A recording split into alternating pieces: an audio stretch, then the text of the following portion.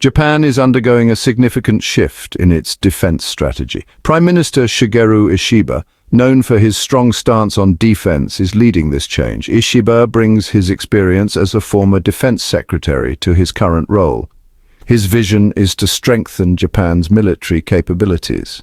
This is a departure from Japan's traditionally pacifist stance. The driving force behind this shift is the changing geopolitical landscape of the Asia-Pacific region. China's growing assertiveness, particularly in the East China Sea and the South China Sea, has raised concerns in Tokyo.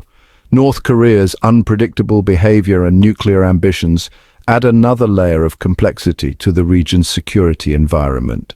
Ishiba believes that Japan needs to be more proactive in ensuring its own security. He argues that relying solely on the United States for protection is no longer a viable option. This new era in Japanese defense policy is characterized by a greater willingness to take on a more assertive role in regional security. One of the most ambitious elements of Ishiba's defense strategy is the concept of an Asian NATO. This idea, while still in its early stages, reflects a desire to create a more robust security architecture in the Asia-Pacific region.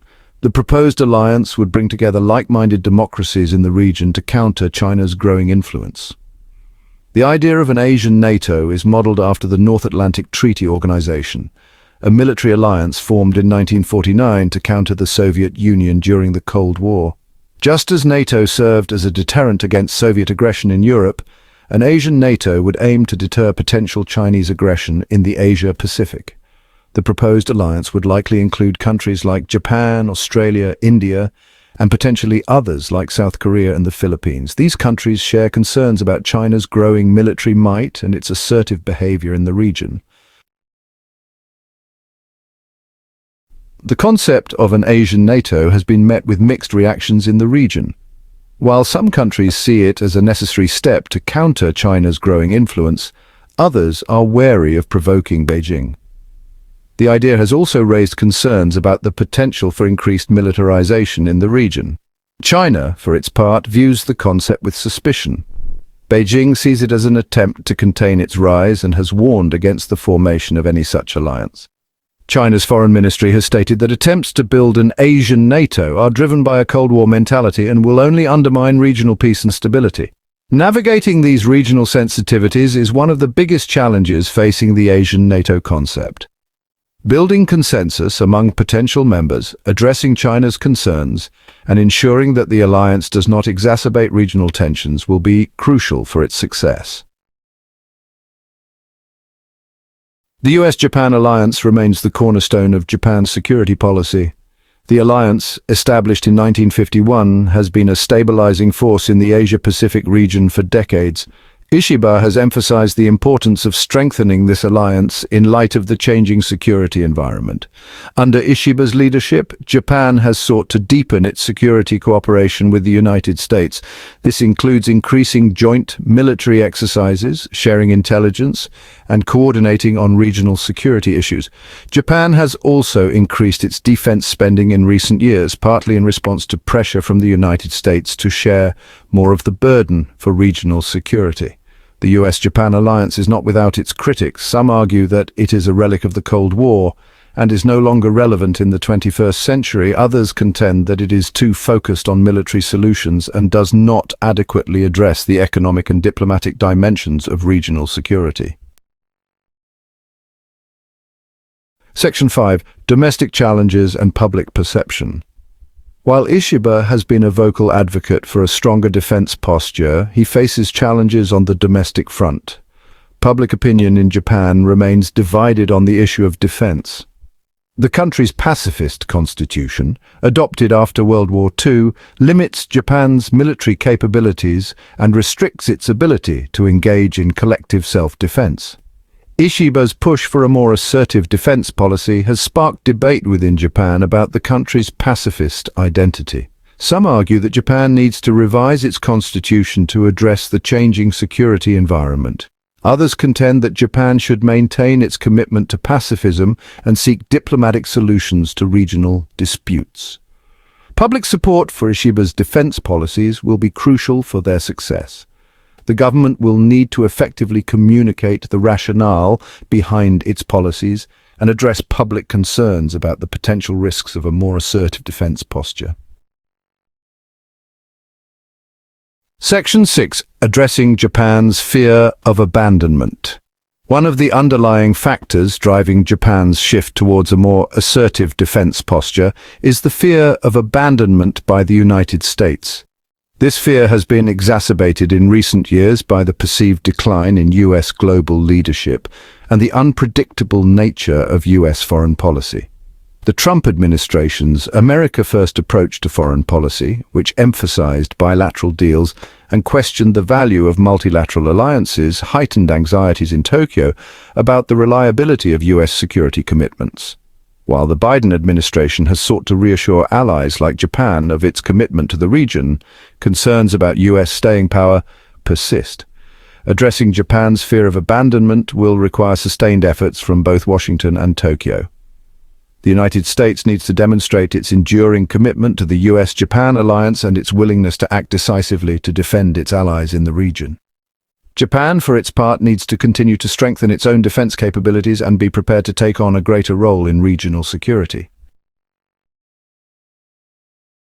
Section 7. The Quad, a framework for cooperation.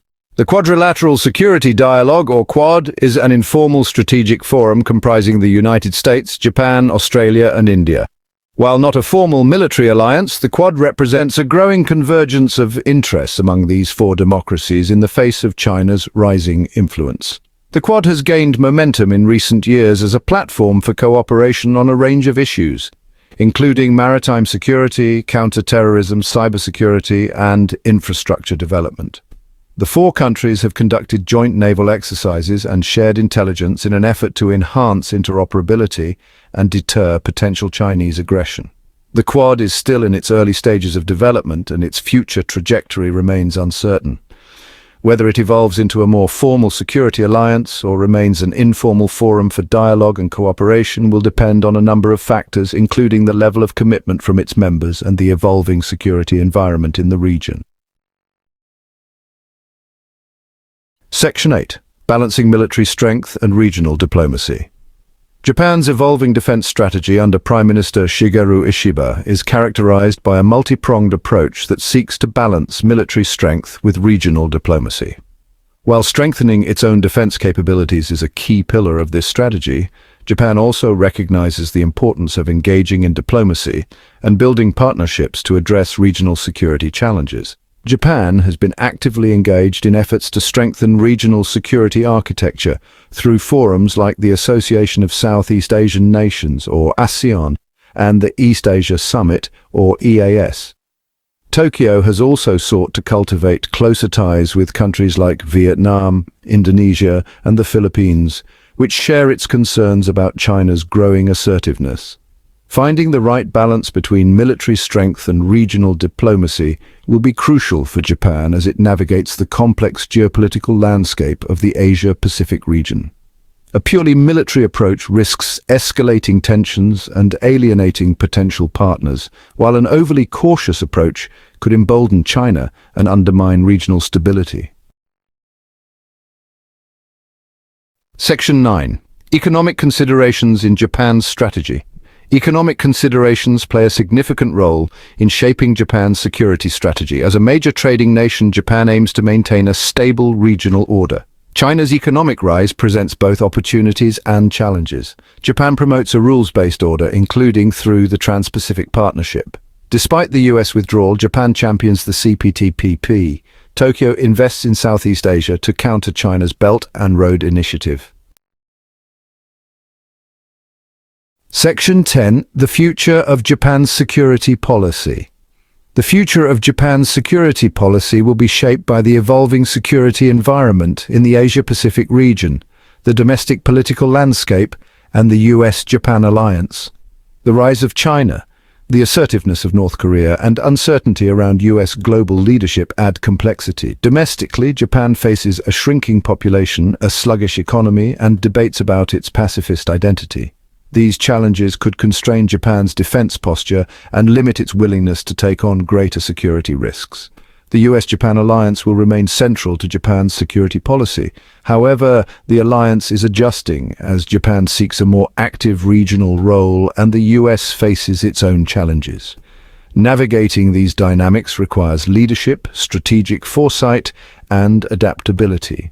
Japan's success will impact its security and the peace of the Asia-Pacific region. So hit that subscribe button, ring the bell for notifications, and let's turn the page on a new adventure together. Get ready to experience books like never before, only on VBook 360. Like, comment, and share to support the channel and keep the video magic alive. Thank you for stopping by. And remember, every video has a story, and every story deserves to be shared. See you in the next video.